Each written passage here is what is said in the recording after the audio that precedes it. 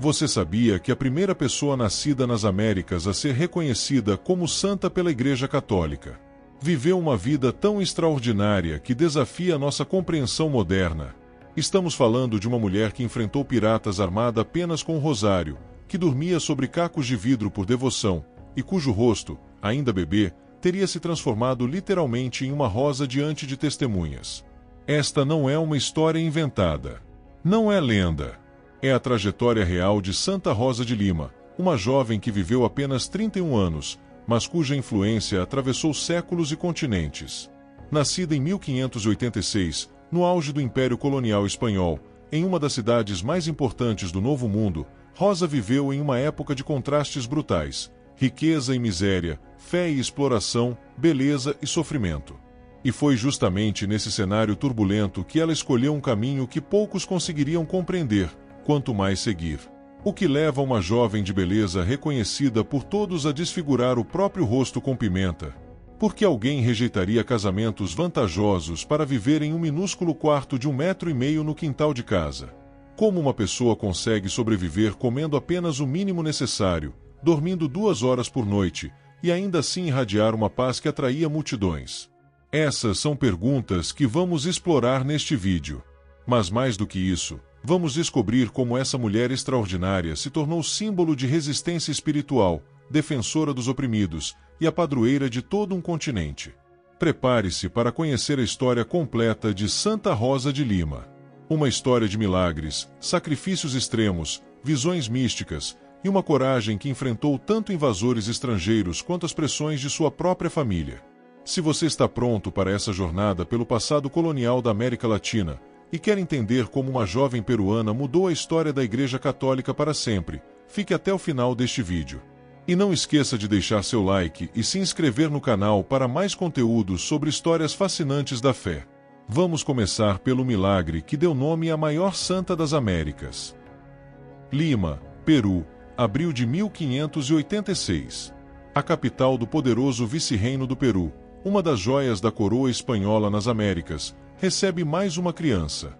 Gaspar Flores, membro da Guarda Vice-Real, e Maria de Oliva, uma mulher de sangue misto, indígena e europeu, batizam sua filha com o nome de Isabel, em homenagem à avó materna.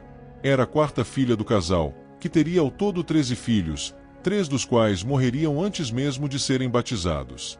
Nada, aparentemente, diferenciava esta menina das outras crianças da Lima colonial. Mas então, algo extraordinário aconteceu. Quando Isabel tinha apenas 3 meses de vida, sua mãe, a babá indígena chamada Mariana, e outras testemunhas presenciaram um fenômeno que não conseguiam explicar. O rosto da bebê começou a se transformar. Literalmente. Diante de seus olhos incrédulos, as feições da criança assumiram a forma de uma rosa. Não era uma ilusão de ótica. Não era o reflexo da luz. Era algo que todas as testemunhas juraram ter visto claramente. Então, tão misteriosamente quanto havia começado, o rosto voltou ao normal. A partir daquele momento, todos na família e na vizinhança começaram a chamar a menina de Rosa. O apelido pegou de tal forma que se tornou mais usado que seu nome de batismo. Havia algo especial naquela criança, todos sentiam. Mas a própria Rosa, quando cresceu, não gostava desse nome. E por um motivo muito particular. Ela enxergava nele uma forma de exaltar sua beleza física. E beleza física era exatamente o que ela queria evitar. A menina crescia demonstrando uma humildade e discrição raras para sua idade. Enquanto outras crianças brincavam despreocupadas, Rosa já demonstrava uma inclinação profunda para assuntos espirituais. Seu irmão Fernando tornou-se seu grande companheiro e aliado desde cedo. Ele seria uma das poucas pessoas que compreenderia e apoiaria as escolhas radicais que Rosa faria ao longo da vida. O desconforto de Rosa com seu apelido persistiu até os 12 anos, quando um evento mudaria sua perspectiva para sempre. Durante sua cerimônia de crisma, o arcebispo de Lima, Turíbio de Mogrovejo, que também seria canonizado posteriormente, teve uma revelação. Ele disse à jovem que aceitasse aquele nome como um presente de Deus. Mas Rosa ainda não estava totalmente convencida. Levaria alguns anos e um encontro especial no convento do Rosário para que ela finalmente abraçasse seu nome. E quando isso acontecesse, seria com uma compreensão completamente nova de seu significado. Enquanto isso, a jovem Rosa já começava a manifestar comportamentos que alarmariam sua família e fascinariam seus confessores. Aos 5 anos de idade, a pequena Rosa descobriu a história de Santa Catarina de Siena.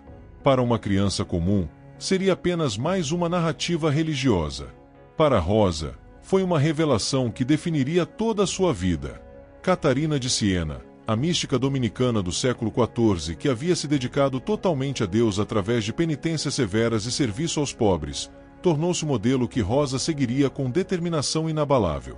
Poucos anos depois, Rosa tomou uma decisão que chocaria sua família. Fez um voto de castidade perpétua. Ela tinha decidido que seu único esposo seria Jesus Cristo. Para entender o impacto dessa escolha, precisamos compreender o contexto. A família Flores havia perdido sua fortuna quando os empreendimentos de mineração do pai faliram. Rosa possuía uma beleza extraordinária, reconhecida por todos na sociedade limenha. Para uma família em dificuldades financeiras, ela representava a possibilidade de um casamento vantajoso que poderia restaurar a posição social e econômica da família. Mas Rosa tinha outros planos. Ela começou a trabalhar arduamente nas tarefas domésticas. Aprendeu a bordar, costurar e desenvolveu habilidades notáveis em jardinagem. Quando as economias familiares se esgotaram, foi Rosa quem usou esses talentos para trazer dinheiro para casa, vendendo seus bordados e as flores que cultivava. Enquanto trabalhava para sustentar a família, Rosa iniciou práticas espirituais que iam muito além do que era considerado normal, mesmo para os padrões religiosos da época. Começou a jejuar 3 vezes por semana. Depois, diariamente. Eventualmente, chegou a uma abstinência perpétua de carne, comendo apenas o absolutamente necessário para manter-se viva, geralmente apenas um pouco de pão misturado com ervas amargas. Mas o que mais perturbava seus pais era a forma como Rosa lidava com sua beleza. Constantemente elogiada por sua aparência, Rosa tomou medidas drásticas. Cortou o próprio cabelo. Então, em um ato que deixou todos horrorizados, passou pimenta no próprio rosto, causando irritação e marcas que desfigurariam sua beleza. A reação foi imediata. Seus pais a criticaram duramente. Amigos a ridicularizaram. A sociedade limenha zombava daquela jovem que parecia ter perdido a razão. Rosa suportou tudo em silêncio. Obedecia aos pais em praticamente tudo, exceto em 2 coisas. Não abriria mão de sua virgindade consagrada a Cristo, e não deixaria de fazer suas penitências. A pressão familiar para que se casasse intensificava-se. Pretendentes apareciam, atraídos por sua beleza ainda visível apesar de suas tentativas de escondê-la. Cada recusa de Rosa aumentava a tensão em casa. Foi nesse período que Rosa experimentou o que os místicos chamam de noite escura da alma, uma desolação espiritual profunda, uma agonia mental que testava os limites de sua fé. A resposta de Rosa: intensificar ainda mais suas mortificações. Finalmente, vendo que não conseguiriam demover Rosa de sua vocação, seus pais cederam a um pedido inusitado. Permitiram que ela construísse seu próprio espaço de oração no jardim da casa. Com a ajuda de seu fiel irmão Fernando, Rosa construiu o que seria seu santuário particular. Um pequeno eremitério de apenas 1,5 metros de largura, feito de adobe, os tijolos de barro característicos da construção colonial. Dentro, ela colocou uma cruz simples de papelão e um modesto altar que ela mesma enfeitava com flores. Essa pequena construção, que sobrevive até hoje, tornou-se o centro da vida espiritual de Rosa. Ali, ela passava a maior parte de seus dias em oração profunda e contemplação.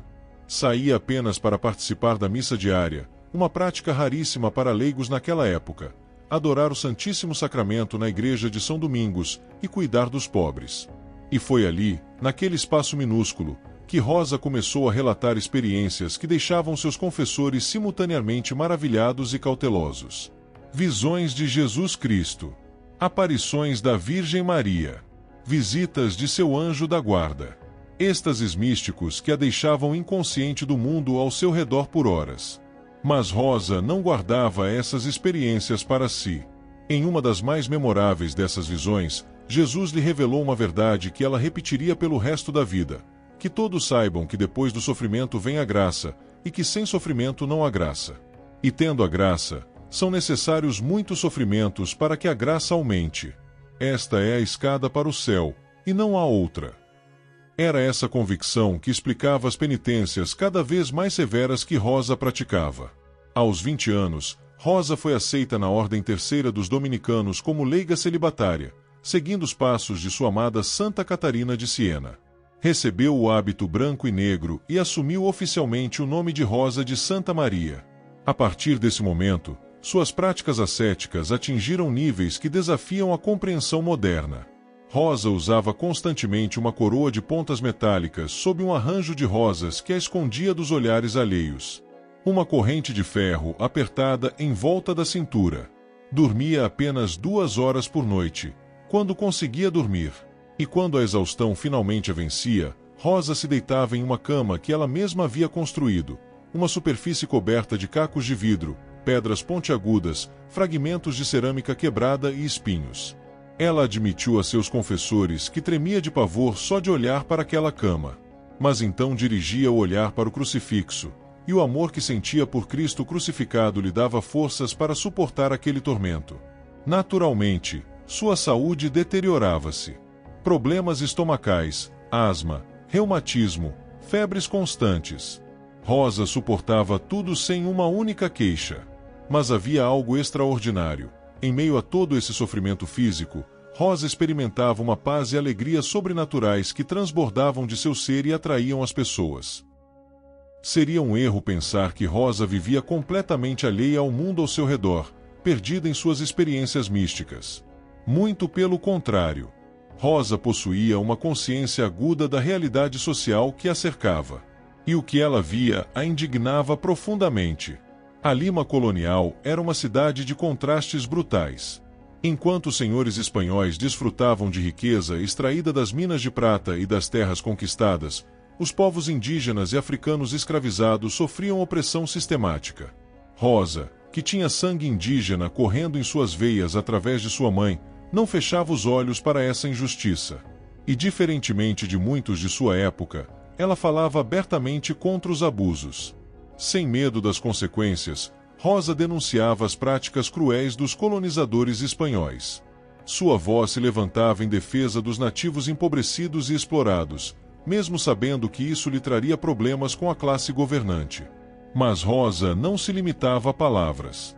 Ela agia. Começou a receber os pobres, especialmente indígenas e africanos, no jardim de sua própria casa. Ali, oferecia não apenas conforto espiritual, mas ajuda prática. Visitava regularmente o Hospital de Santa Ana, fundado por Frei Jerônimo de Loayza especificamente para mulheres doentes. A reputação de Rosa como curandeira e conselheira espiritual crescia. Pessoas de todas as classes sociais começaram a procurá-la. E milagres começaram a ser relatados, curas inexplicáveis, conversões dramáticas, até insetos que pareciam obedecê-la. Mas foi em 1615 que a coragem de Rosa seria testada de uma forma que ninguém poderia imaginar. Naquele ano, uma frota de piratas holandeses sob o comando do temido corsário Van Spilbergen aproximou-se da costa peruana. Eles já haviam atacado o Brasil, a Argentina e diversos portos no Chile. Agora, tinham Lima na mira. A cidade entrou em pânico. Lima era um dos centros mais importantes do Império Espanhol nas Américas, e o porto de Callao era vital para o comércio colonial. Uma invasão seria catastrófica. Enquanto autoridades e cidadãos tentavam organizar uma defesa militar, Rosa tomou uma decisão surpreendente. Ela correu até a capela de Santo Domingo e reuniu um grupo de mulheres.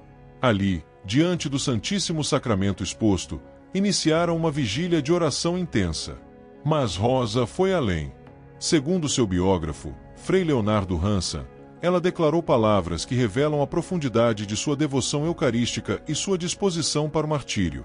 Devo lutar e morrer pelo divino sacramento. Exporei meu corpo como escudo para que receba os golpes e feridas que os hereges lançarão no corpo de meu Senhor Jesus Cristo. Não me afastarei um só passo até que meu corpo fique sem vida. Rosa encurtou suas vestes para ter mais mobilidade, tirou os sapatos, empunhou seu rosário como única arma, e posicionou-se pronta para defender fisicamente a Eucaristia. E então, o inexplicável aconteceu. Os navios piratas levantaram âncora e partiram sem atacar. Aos 26 anos, Rosa enfrentou uma provação que poucos santos experimentam. Foi investigada pela própria Inquisição. Ironicamente, foi sua mãe, a mesma que testemunhara o milagre de seu rosto transformado em rosa quando bebê, quem solicitou a investigação. Insatisfeita com o estilo de vida extremo da filha, ela a acusou de fingir sua fé. 4 dominicanos e 2 jesuítas, alguns deles confessores de Rosa, chegaram à casa da família. Por 3 horas, questionaram Rosa minuciosamente sobre suas práticas, visões e motivações. A conclusão foi unânime: a fé e espiritualidade de Rosa eram absolutamente genuínas. Após essa provação, Rosa deixou a casa da família e foi acolhida por amigos próximos, Gonzalo de Lamaza e sua esposa Maria de Águzalo. Antes de partir, fez uma profecia à sua mãe, predisse com exatidão o dia em que ela própria morreria. 24 de agosto, disse Rosa. O dia de São Bartolomeu. O dia de minhas núpcias eternas. Durante os 3 anos que passou com seus protetores, Rosa manteve sua rotina rigorosa de penitências. Dormia sentada em uma cadeira. Passava horas diante do altar doméstico. E sonhava com fundar um convento em Lima dedicado a Santa Catarina de Siena. Em uma revelação mística, Rosa recebeu detalhes específicos. O convento seria fundado após sua morte. Ela conhecia as medidas exatas do terreno, o número de freiras que o comporiam e até mesmo qual padre celebraria a primeira missa. Em 1617, aconteceu um dos momentos mais significativos de sua vida espiritual, seu casamento místico com Cristo. No domingo de Ramos, na igreja de São Domingos, Rosa sentiu o chamado do menino Jesus da imagem do Rosário: Rosa do meu coração, amo-te como esposa. Sua resposta foi imediata: aqui está, Senhor, a tua humilde escrava. Frei Alonso Velásquez colocou-lhe um anel como símbolo dessa união perpétua com Deus. Mas o corpo de Rosa, submetido a décadas de privações extremas, finalmente começou a ceder. Em meados de 1617, sua saúde deteriorou-se rapidamente. Os médicos diagnosticaram tuberculose. No dia 28 de julho, Rosa voltou para a casa de sua família, onde agonizou por meses. Foi lá que o pintor italiano Angelino Medoro criou o famoso retrato dela que conhecemos hoje. Em 24 de agosto de 1617, exatamente como havia profetizado, Rosa morreu. Suas últimas palavras foram simples e profundas: Jesus, Jesus esteja comigo. Ela tinha apenas 31 anos. O que aconteceu a seguir revelou o quanto Rosa era amada pelo povo de Lima. Quando seu corpo foi levado pelas ruas até a catedral, uma multidão imensa se reuniu. Durante vários dias, foi impossível realizar o sepultamento devido ao número de pessoas enlutadas ao redor de seu caixão. Em 1667, Rosa foi beatificada pelo Papa Clemente IX. 4 anos depois, em 1671, o Papa Clemente X a canonizou, tornando-a a primeira pessoa nascida nas Américas a receber esse reconhecimento da Igreja Católica. A história de Santa Rosa de Lima nos deixa com questões profundas que transcendem tempo e cultura. Como uma jovem de 31 anos, vivendo em uma época de transformações brutais e injustiças sociais, conseguiu manter uma fé tão radical? O que a motivava a suportar sofrimentos que fariam a maioria de nós desistir em questão de horas? A resposta, talvez, esteja nas próprias palavras que Jesus lhe revelou: depois do sofrimento vem a graça. Rosa não buscava o sofrimento pelo sofrimento. Ela buscava a união com Cristo crucificado. E acreditava profundamente que cada mortificação, cada penitência, cada momento de dor tinha um propósito transcendente: a conversão de pecadores, o alívio das almas do purgatório, a expiação pelos pecados de seu país. O que torna Rosa relevante ainda hoje não são apenas seus milagres ou visões místicas. É a totalidade de seu compromisso com seus princípios. Em uma sociedade que valorizava beleza, riqueza e status social, ela escolheu pobreza, simplicidade e humildade. Em uma época que naturalizava a exploração dos povos originários, ela levantou a voz em defesa dos oprimidos. Quando os poderosos tremiam diante de invasores, ela se posicionou desarmada, confiando apenas em sua fé. O legado de Rosa está vivo. O convento que ela profetizou foi de fato fundado após sua morte, exatamente como ela havia descrito. Seu pequeno eremitério de adobe no jardim ainda pode ser visitado em Lima. E seu corpo repousa em uma capela especial na igreja de São Domingos, onde milhares de peregrinos vão pagar suas homenagens anualmente. Em 2015, um projeto fascinante trouxe Rosa novamente à vida de certa forma. A equipe brasileira de antropologia forense e odontologia, em colaboração com cientistas peruanos, recebeu autorização para analisar as relíquias de Santa Rosa. Usando tecnologia moderna, recriaram sua aparência com precisão impressionante, uma imagem digital e um busto tridimensional que nos permite, pela primeira vez, visualizar o rosto real da maior santa das Américas.